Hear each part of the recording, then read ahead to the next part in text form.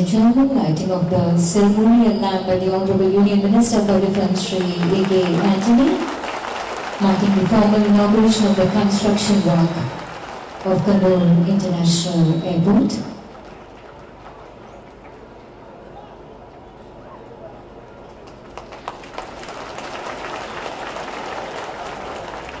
Antony,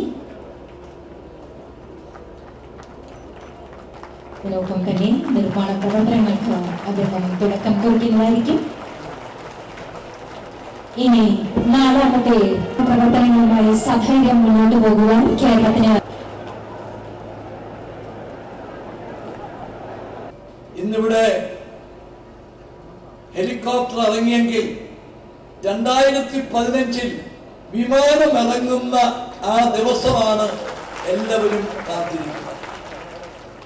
ഇന്ന് Shri A.K. Antony തുടക്കം കുറിക്കുന്ന റൺവേ അതിന്റെ നിർമ്മാണം പൂർത്തിയാക്കി 2015 തന്നെ ഇവിടെ വിമാനം ഇറക്കുക എന്നുള്ള ലക്ഷ്യമാണ് ഇന്നുള്ളത്. അതിന് റൺവേ മാത്രം തീർന്നാൽ പോരാ.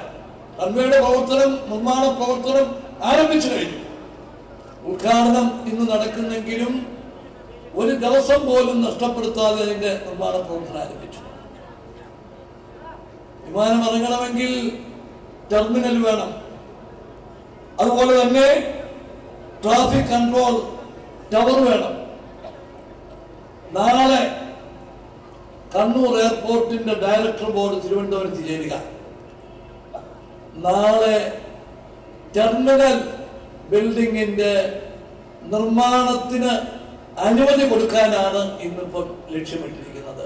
ഈ വർഷം ഏപ്രിൽ മെയ്യിൽ ഇവിടുത്തെ ടെർമിനൽ ബിൽഡിങ്ങിന്റെ നിർമ്മാണ പ്രവർത്തനം ആരംഭിക്കാൻ സാധിക്കും.